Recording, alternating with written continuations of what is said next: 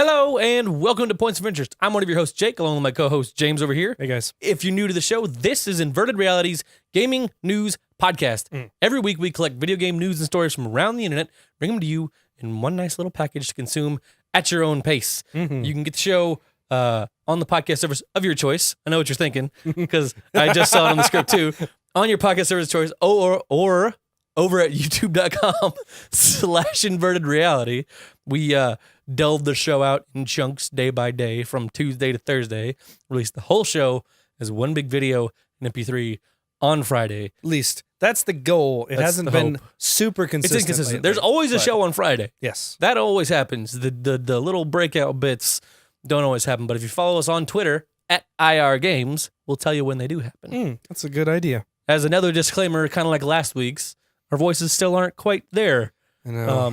This will be the hardest I've pushed my voice since we did the show last week, and another project we're working on that we'll tell you about later.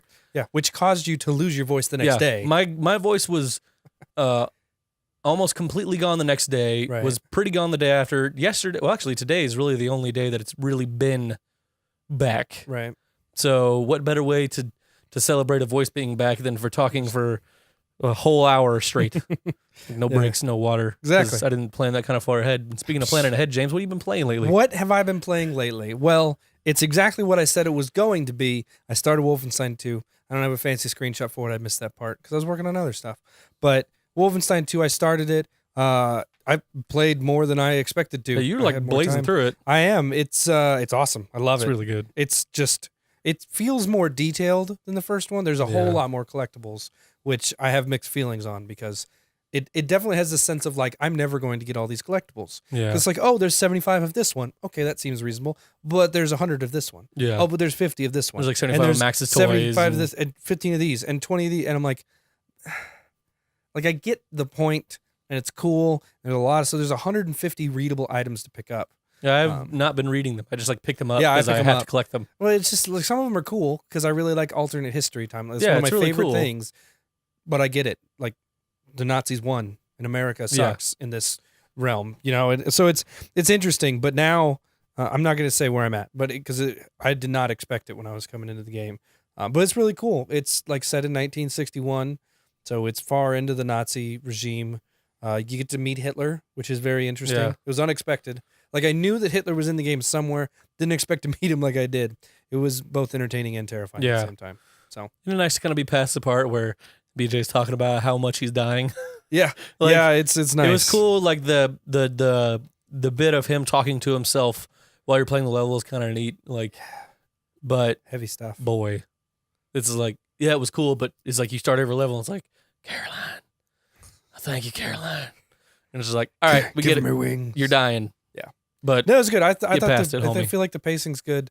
It's just interesting. It's a much deeper story. I didn't know what to expect. Like I the feel like it was a lot trailers. harder than the first one. Oh, dude, it is so hard.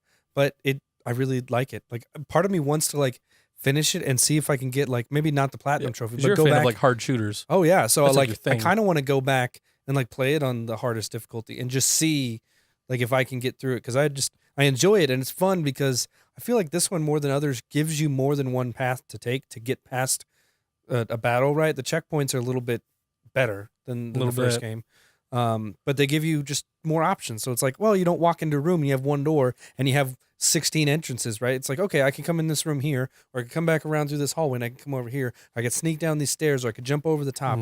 There's more options, and I think the levels are bigger. You can tell that they learned from Doom, right? I know it wasn't the same people that did Doom, but it's the same publisher.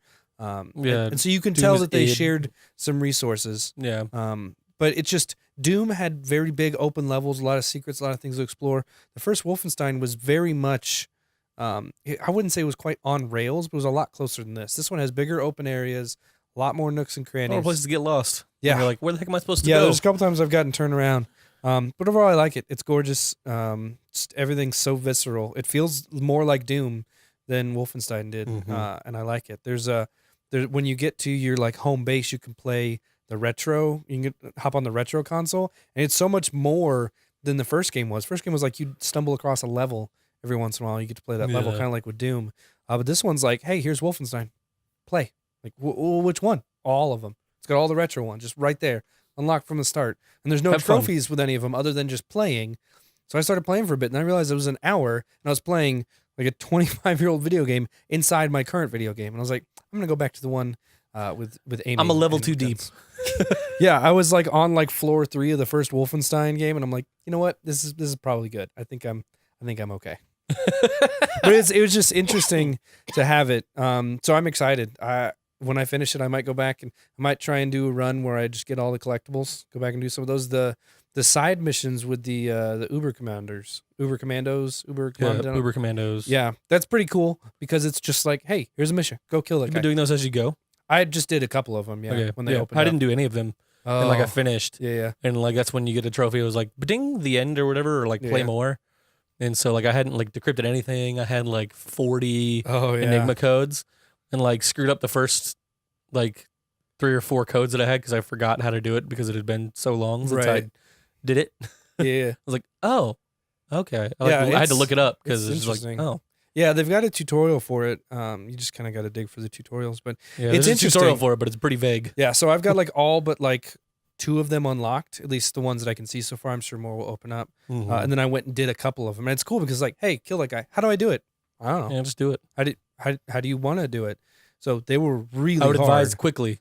They were really hard. If you can run in there quick and just like melee, it's a one-shot kill. I got one of them because they call them what do they don't call them side quests. They call them something else, but a district. Call them a Yeah. district. And so I actually did one without setting off an alarm. Like and I Nice. got there's a trophy, a silver trophy for doing it without setting off an alarm, and it was awesome. And it was so cool. I felt like such a man. Even my wife was like, "Yeah, you did it. Good job." I was like, "Yeah, I did stealth in a game with dual wielding shotguns." I don't quite know what happened. I don't know how I did that. It But may have taken 30 tries. do you but- like strictly use the shotgun? Once I started dual wielding and finding the true power of it, yes. Oh yeah. Because- Shotgun's like my backup weapon. Yeah, well, because I have the extended mag in the shotgun, so it Yeah. holds 40 ammo in a shotgun. Yeah. That's stupid. I have there's the one. Is it straight up? Oh, it's the rifle. Yeah, they're right. And so like the first thing I did with it is you make an upgrade that makes it single shot, but it's armor piercing bullets. I didn't know it was single shot. I know that you have the armor piercing one. It's like fully automatic, Yeah. but you like it's single shot and it flips the scope up.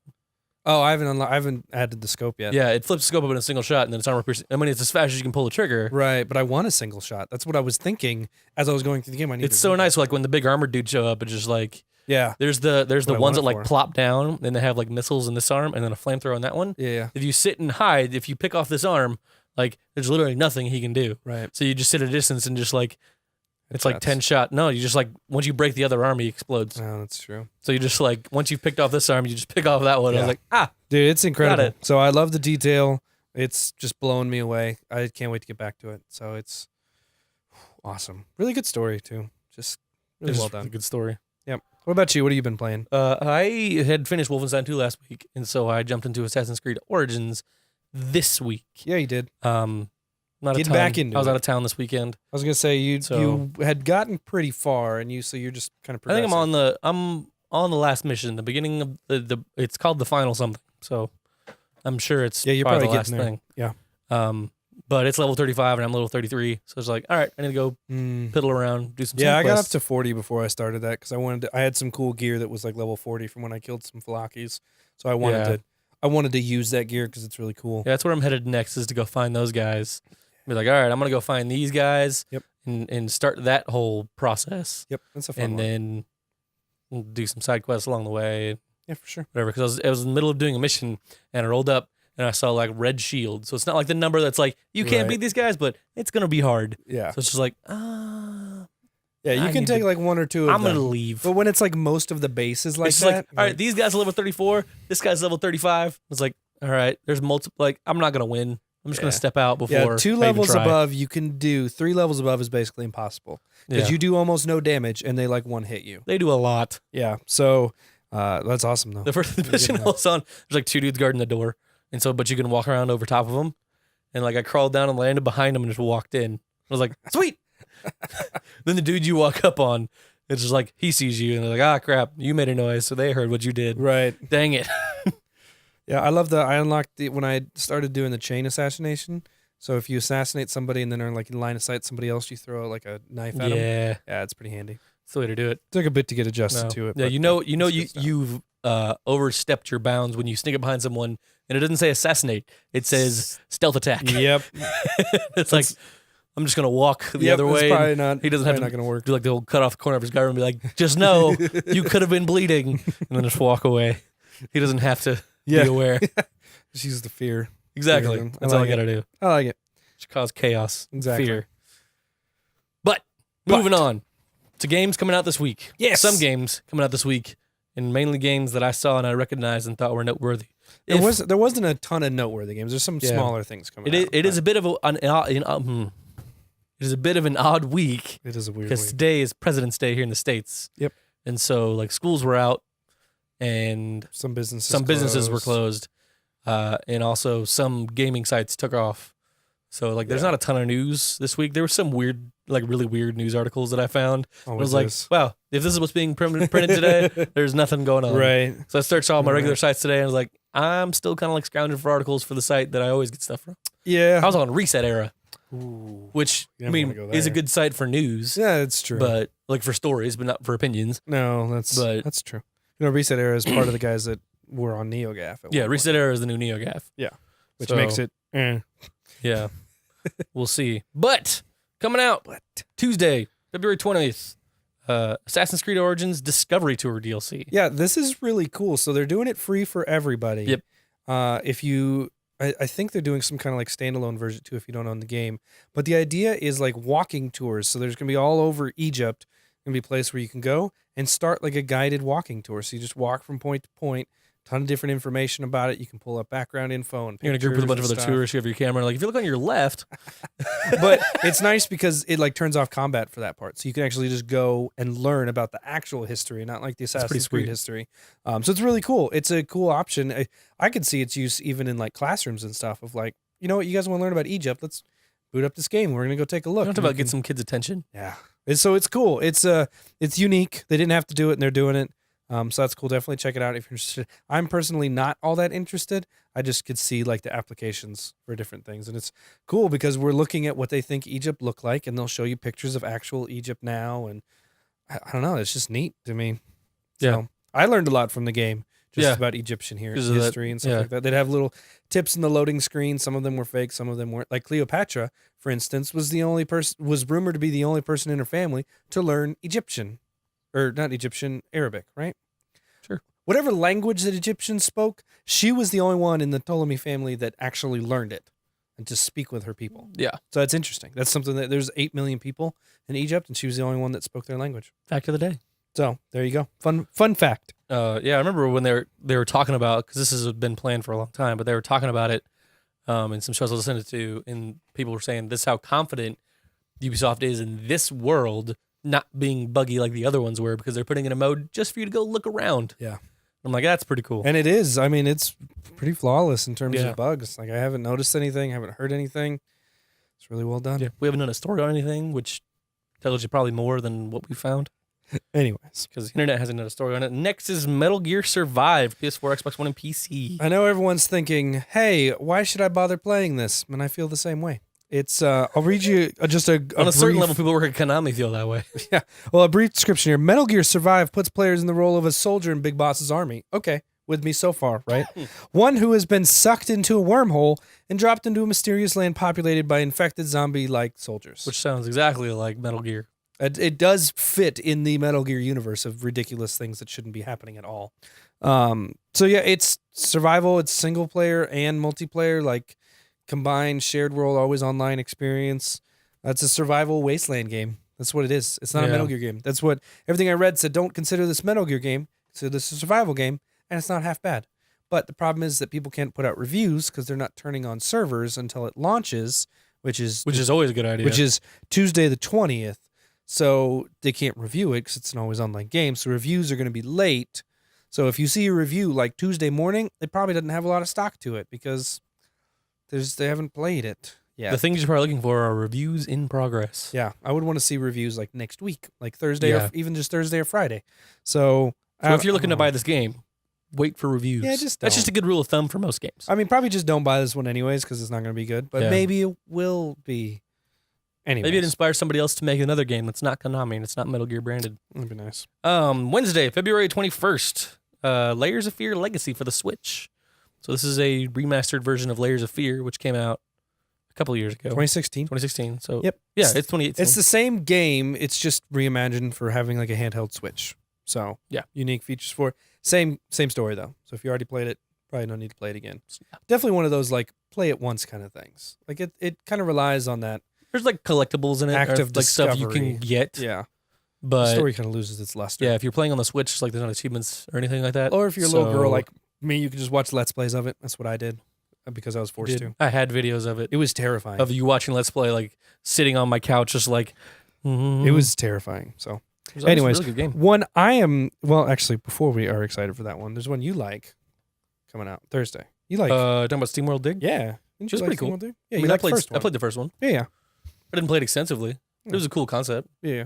Little steampunk, kind of like Dig Dug. Right. Kind of like what was that game we played?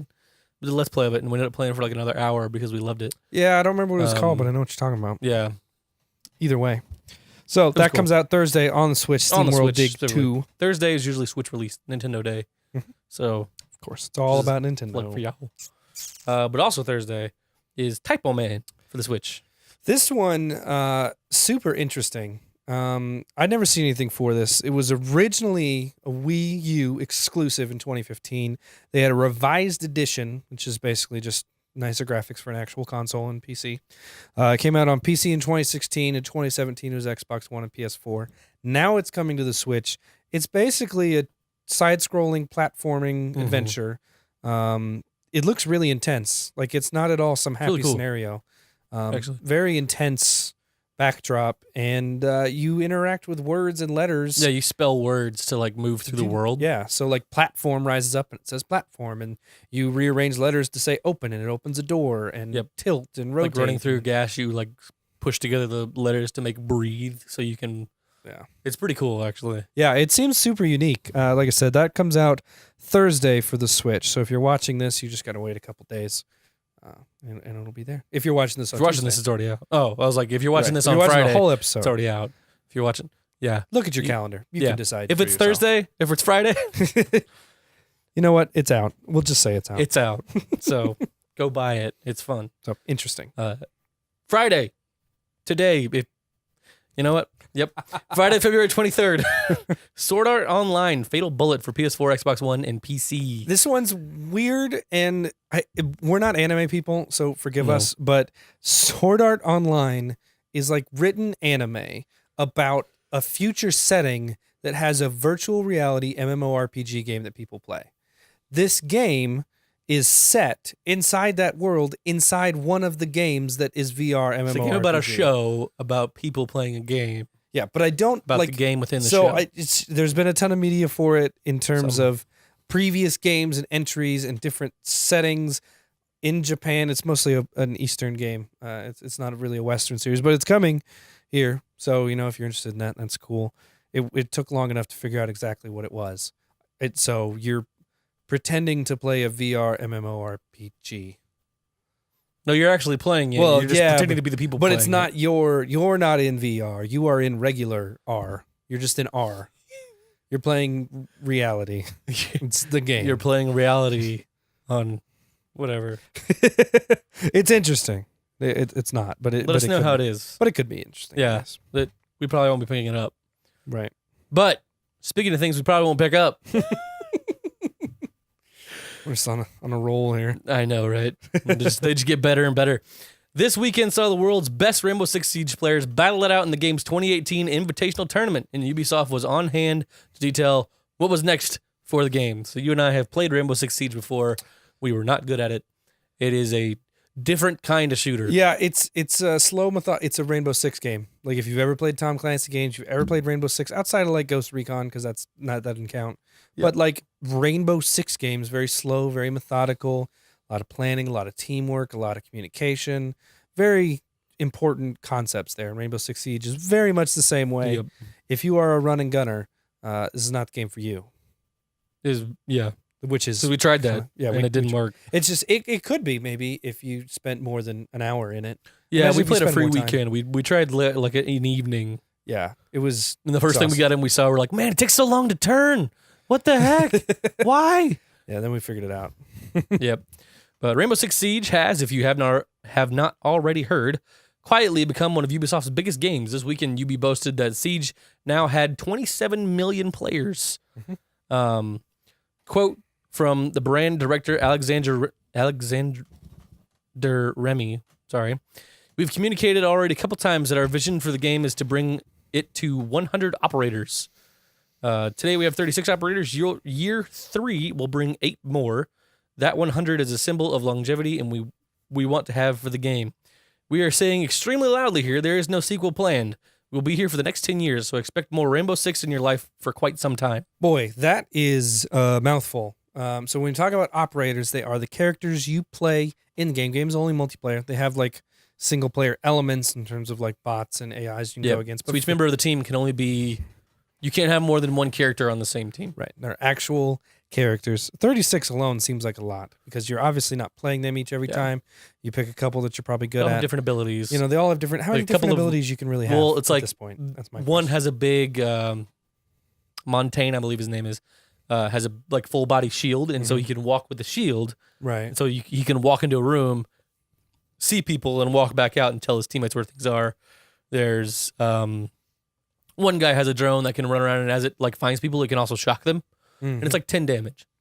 And so like it's not a ton of damage, but if a guy's sitting there almost dead, he can actually run up and Yeah. And if you're good with it, you can run around and like shock people. Yeah. And you won't get shot. Some people can hear drones when they're coming by and that kind of thing. One character has a shield on a gun, so it doesn't protect a lot of players. It just like protects you. Right. So that there's kind of thing. interesting things to it. It's one of those games you got to spend a ton of time with. Get good at, get a team, play with people consistently. All the things that don't fit into our gaming schedule in any way, shape, or form. We're very much like run in and start playing. The journey from Siege's origins as a slightly underwhelming boxed game to today's behemoth of a live service has perhaps not surprisingly had a few bumps along the way. Last month, for example, players voiced their displeasure at Outbreak, a timed event with paid-only cosmetic packs. Paid-only cosmetic packs. Right. Sorry, I read that in a strange way. That's fair. It was written in a strange way. Yeah. Quote, year 3 is symbolic because the content we've now created for the game since release is going to be bigger than the content we shipped in the original box, end quote, Remy said. So I took that to mean when you just buy the game now as a standard edition, you get all the stuff they've made so far. Right. Without having to buy extra DLC. So all 20 legacy operators now come unlocked with the final game. Finally, this is kind of the big thing here. Remy defended the Outbreak event's paid for cosmic loot boxes, this time via an interview with MCV. Says, quote, I feel like the loot boxes act like a gift shop at the end of a roller coaster. I'm feeling very empathetic towards players upset with this, but at the same time, I do not feel we are cheating anyone. I don't think we are being greedy whatsoever, end quote.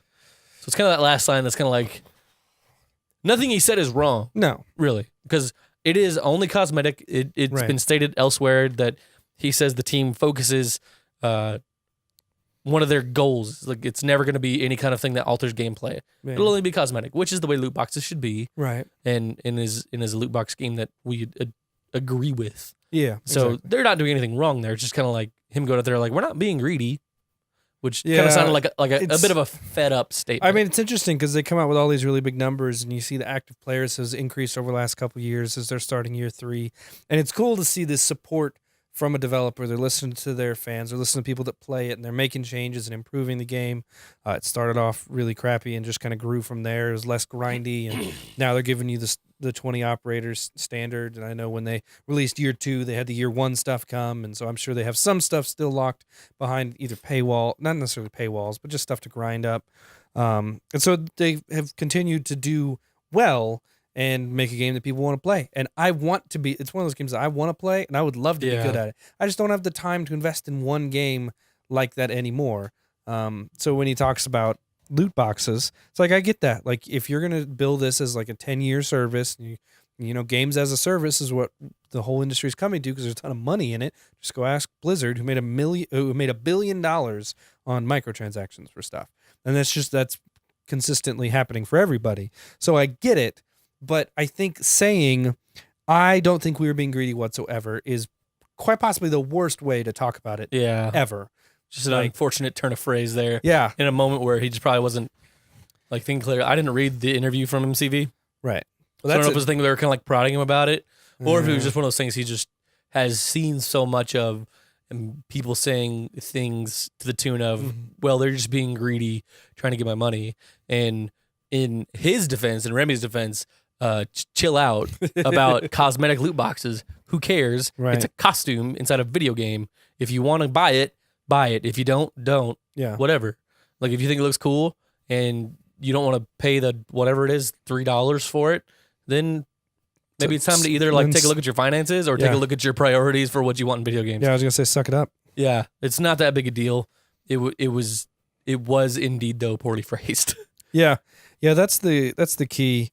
It's so they'll be added to the game on March 6th, available for purchase until April 3rd. Players have been able to pay for cosmetic items with real money and in-game currency since launch. So you would think that with these loot boxes, you should be able to also pay for them in-game currency. Granted, it's going to be kind of a grind, but it's not like they're saying you can only get these things by buying them. Yep. But just saying, I don't think we're being greedy whatsoever is inherently kind of a greedy way to look at it. So it's basically shifting the blame from themselves to they're victim shaming at the. It might be a bit of a reach because you're not really victims. It's just like a $3 loot box or whatever. But hurt gamers. But it's just like, come on, guys, like let it. Like it's not. And maybe no one's saying that, and he's just trying to get out in front of, like maybe like a damage control thing. We look at what happened with Star Wars and how that affected things. Like maybe he's just trying to get in front of it. No one's actually complaining. It's a non-story. But who knows? You know how people are these days. Yep. We'll hear more on that later, or nothing about that. Say if My you bet's guys, on nothing. I would say if you guys have anything to add about Rainbow Six Siege, whether you like it or not. I know some of you out there play it. We follow some streamers and some people that play it quite a bit. So if it's something that you're into, let us know what you think about the loot boxes. Let us know what you think of the game. If you think they can go screw themselves because they stink, then fine. I don't care. But just tell me. I want to know. Down in the comments on Twitter at IRGames. Yes. Moving on. PUBG has an official mobile version. Hey, PUBG. With the caveat that it's only in China. Dang. So earlier this week, a live-action trailer for PlayerUnknown's Battlegrounds was released, and it quickly went viral. There were two main reasons for this. Firstly, it was excellently produced and exciting to watch, and it was. I did watch it. Yeah. Although it was in Chinese. It was all in Chinese, so I don't know what they said. But the real surprise was that it was advertising PUBG on mobile phones. Yep. But there are ways to get it if you are not in China, if you are willing to do the work and read Chinese, I'm sure. I'm sure you're going to have to at some point. Yeah, because, I mean, even if you do manage to get the game on your phone, because the writer's article said he did manage to get it on his iPhone, right? And he is not in China, but I'm sure everything you get the screenshots were all in Chinese, so you kind of got to know. Kind of confusing. Be warned, there are actually two official PUBG mobile games available to download. PUBG Army Attack puts an arcade-style spin on the original concept and includes things like naval battles, whilst PUBG Exhilarating Battlefield, or what did we call it earlier? PUBG? PUBG. PUBGEB. Comes closer to recreating the feel of PUBG on PC. Because this mobile version is free to play, you'll find a lot of menus that encourage you to grind for small amounts of XP and BP by completing certain challenges or leveling up your character. So there are a few different things about this game, right? But it didn't look like any of them necessarily bad. Yeah. Obviously, we haven't taken a look at the game because all I know is from the article, and this is us deliberating and just making things up as we go. So welcome to the show. Unlike the PC version, the more you play PUBG, the more XP you'll earn towards leveling up your character. So yeah, you get a cool sound and a little like graphic when you level up, kind of like playing Call of Duty or Battlefield or I was gonna say any other traditional shooter any other game. Yeah. Once you're past the pre-match holding screen, up in the air, you'll notice there's a little counter in the cargo plane. This counter shows how many players are left on board. Seems obvious. Like it does seem obvious, thing right? That you would want to have. So it's helpful to know like where the busy spots are, and where the people that are like AFK, because the more people left in the plane when you get to the mandatory jump out spot where eventually it's going to kick you out of the plane, our odds are they're AFK. Right. And so those could be easy kills for you. So if you get people that aren't paying attention. I was thinking about that more from the standpoint of like of where the less populated areas are. But AFK, that's a good point too. That's true. There's also a I don't know if I put it in here. There's a little, it is a little change to the game. It shows the display, or displays the flight path of the plane, a little dotted line across the map, so it lets you plan better for where you're gonna jump out. I mean, because it's always been a straight line, though, hasn't it? I assume so, but maybe PUBG's different. We've played Fortnite. Fortnite. It's just a straight line across the map. Like it's a cool thing, but I've never once thought like, man, I can't figure out where the straight line's gonna go next. It's so hard. Ugh. Yep. So once you've hit the ground for the first time, you're running around marveling at how PUBG can running on a mobile phone. You might notice things feel a little bit off. You see, to make things work smoothly, corners had to be cut, some things had to be changed. If you've played PUBG as much as this guy has, you'll notice all the fences are gone now. There's no glass. For some unknown reason, the lighthouse completely disappeared. Obviously, it's going to happen. You're going to have to make compromises. The buildings are a little bit naked inside. Right, exactly. Like, it doesn't have the graphical power of a PC. To be fair, even the PCs don't have the graphical power of PCs that need to run this game. Nor do the Xbox Ones. Ooh. Hey-oh. On the topic of touchscreens, though, you'll be glad to hear that PUBG has auto-aim. Not too extreme, but it's generous enough to compensate for unwieldy controls. There's an automatic pickup feature in PUBG as well, which is also great for auto touch. There's basically two types of boxes. There's white boxes that are you have to pick up manually. You tap to collect. These can be attachments for your guns you don't have yet, or some kind of grenade. And yellow box items like more powerful guns, high tier armor, and med kits will be grabbed by your character automatically, and you don't have to faff around with tiny menus. I like seeing faff in like the written form. It Zero gamer. It looks so great. So there's squad matches in PUBG. The new thing is that the game now tells you how far away your squad mates are. Most impressive of all, though, is the fact that in this guy's experience, PUBG runs much better on mobile phones than it does on the original Xbox One. Yeah. It's just which sad. Isn't a huge surprise, because on the original Xbox One, it was just garbage. Yeah, which it's funny, but also sad. And yeah. So it's an interesting thing. I'd say when it gets stateside, do you think it's something you would check? If it comes stateside, do you think it's something you would check out? I mean, it's free to play. I'll probably check it out. Okay, I mean, why not? True, if it's free. It's worth it. I mean, same reason we checked out Fortnite, right? Like it was free. So let's hop in and play, see if we like it. And this is going to bear the official PUBG branding. Right. And so it'll have all the PUBG weapons, and it's the same map. So yeah, there's a quick look at it. Very typical mobile shooter. Doesn't look FPS. fantastic. I mean, it looks less fantastic when you blow it up to a full 65 Oh yeah, inches. exactly. Like it kind of looks like PUBG and Minecraft. Yeah, I can see. Oh, there's no anti-alias. Anti what? What? Exactly. But I mean, I think it's a cool concept. Yeah, no, it is cool. I mean, I honestly didn't think Tencent. Tencent. They did quite a few other. They've done some games. other things but the kind of way we broke it down was Tencent is to mobile what Bluehole is to console. So they're just like porting it to the other version of it. So there's no date or anything about when we might get it in the States. Yep. This is just kind of a review of what the game is right now. Surprisingly enough, his connection was not very stable. Oh, probably weird. because all the servers are in China. But, as evidenced by his 380 millisecond ping. It's not good in any realm. So, exactly. Jeez. All right, but it's cool. PUBG on phones. Yeah, so when it comes out, be looking for it. We'll let you know. Thing. That's right. Maybe. I'm sure we'll see it. That's true. I imagine that would be big news. I would like, hey, PUBG's coming to phones for free. Twittered. And then Bluehole or friggin' they'll be like, oh, take that, Fortnite. Who's free on a platform first now? Bah, bah, bah, bah, bah. That's exactly how they operate. I'm surprised you knew that. Brendan Green himself sitting in his office like, he's got a giant mahogany desk, sitting in a suit with a cigar in his mouth. Sounds like you're describing Donald Trump. I mean, that's just what I'm hearing right now. It's basically the same thing. Why not? What's the difference really at the end of the day? Somebody just modded something and managed to get paid a lot of money for it. That's how Donald Trump got his empire, right? Speaking of politicians taking things to the next level. Hey! Is that the only reason you brought Donald Trump into this? Partially.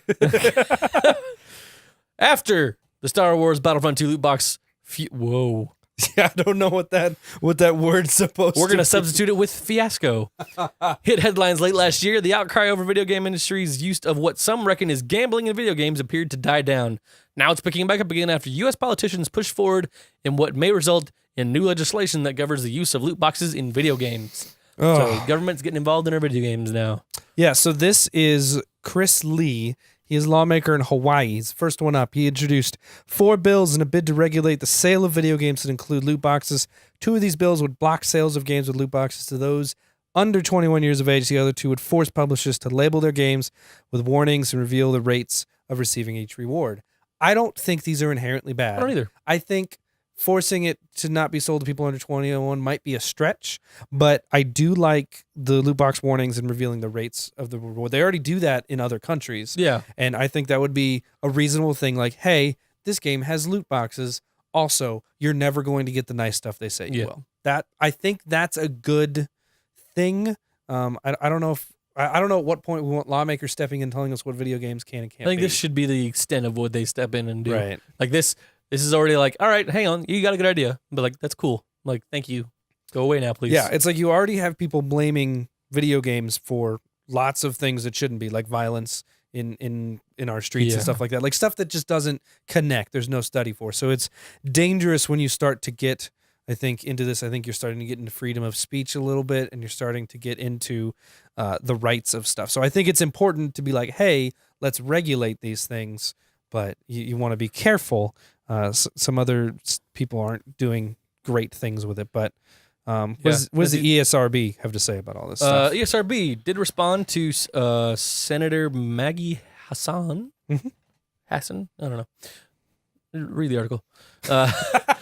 Issued a new statement, although it fails to address the issue at hand. It says, quote, "For more than 2 decades, we have earned the trust of parents from around the country by helping them make informed decisions about the games their children play. As the industry develops, so does our rating system, and we will continue to make enhancements to ensure parents continue to be well informed.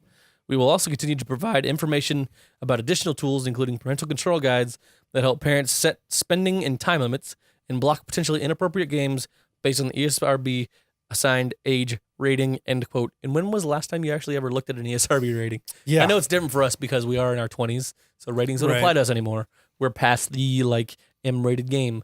But how hard is it for a kid that's 10 to get a hold of an M-rated game? Right. It's super easy. It's just like, hey, here's $60, big brother. Can you go buy me Grand Theft Auto?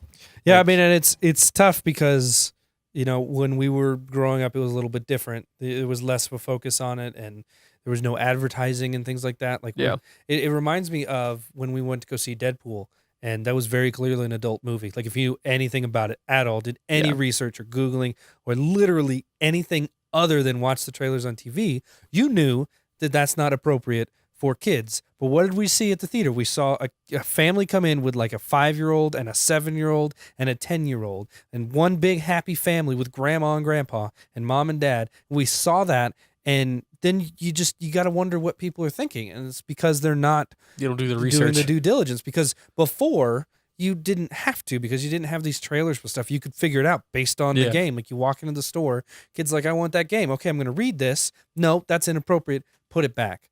Obviously, sometimes you're going to have, you know, mistakes are made and you're going to miss something, or they're not going to ask you.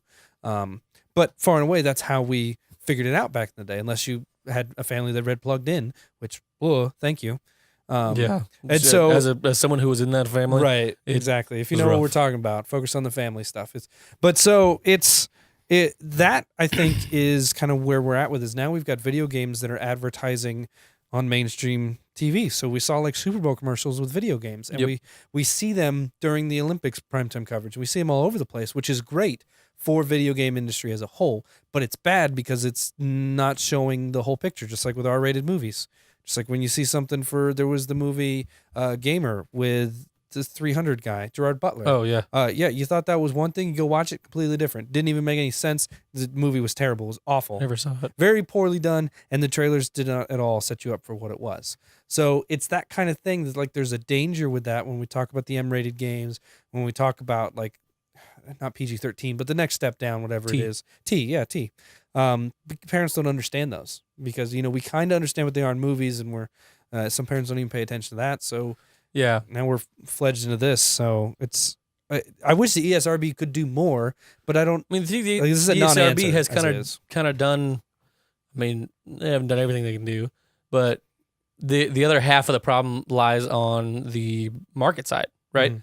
So when someone's buying a game, like if there's a like soccer mom walks in and is buying a game next to, you know, Johnny Hammersticks right over here, like, and it pops up and the thing goes is customer over 18 or whatever, Yeah. and the cashier doesn't ask, he just hits yes because the person buying it is. Right. When obviously she's not gonna go home and play that. Yeah. He is, and so it's just like, it's hard to regulate on that side. Yeah. And so you can put parental controls on the PlayStation, but I know, if I were to be growing up in this day and age, and I had a PlayStation 4 at home, and it was you could do parental controls on it, my parents wouldn't have any idea how to do it. Right. It's just one of those things. Like, yeah, we could put all that stuff on there, but that stuff, as hard as it is for parents to do, is just as easy for kids to undo. Yeah. Unless you have a parent that already knows what they're doing. Yeah, that's true. And I think it kind of is a call to parents to be more involved and to be more aware of what's going on. Because I'm already my son's only 2.5, so we're parents we're need not to at actually that be point. parenting.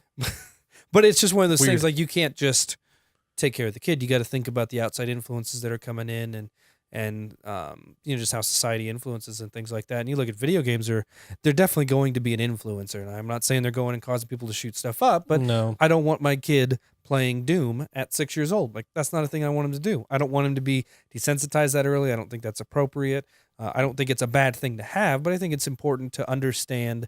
Like, There's a certain age when he can play that stuff and be able to obviously differentiate between what is video game and what is reality and what's okay and what's not. Yeah, it's learning how to process the information he's seeing in a way that makes sense with what it is. So playing Knack, great, no big deal for a 5-year-old. Playing like Wolfenstein, not okay. Probably not. In any sense of Very the word. bloody. So it's more just learning where the limits are for your kids. And I think the ESRB, I think the video game industry exploded, and the ESRB was like, we'll just do the same thing we've been doing. Just make the sticker a little bit bigger.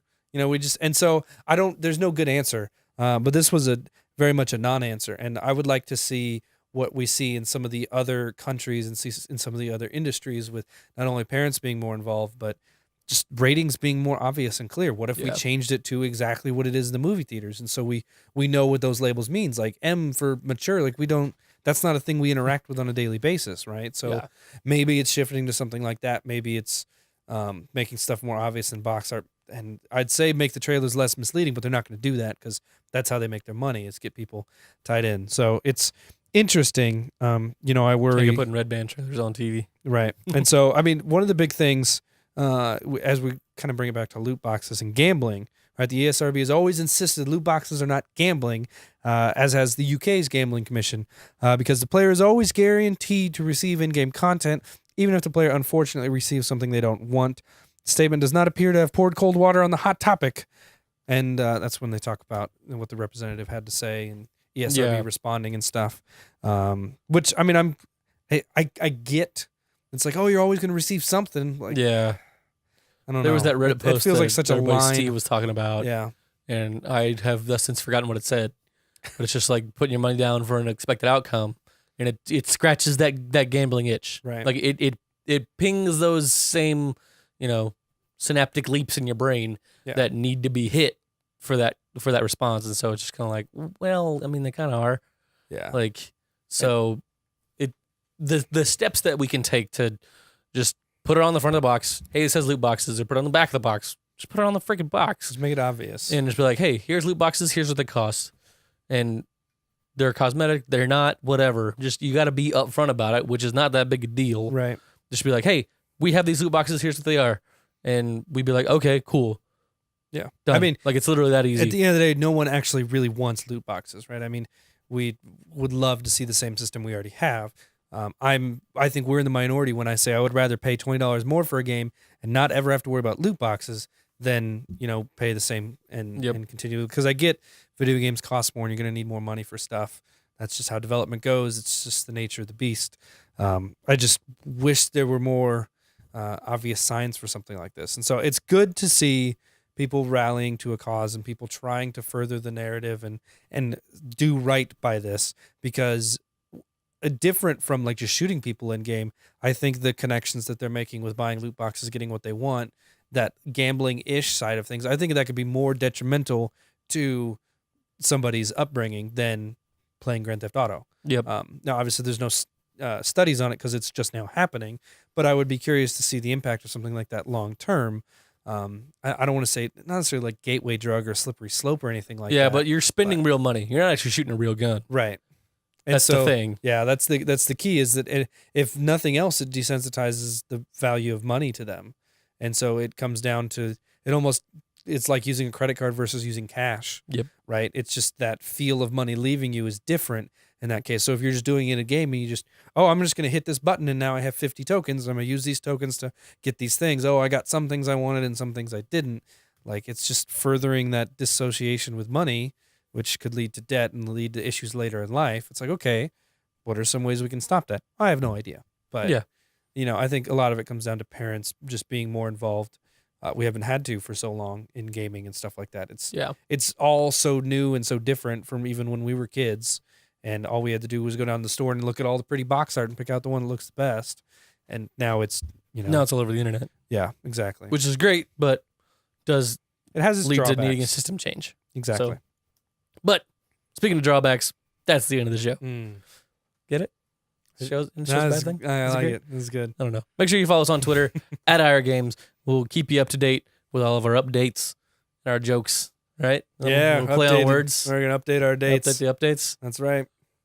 I try. Thanks for hanging out, guys. See ya. Bye.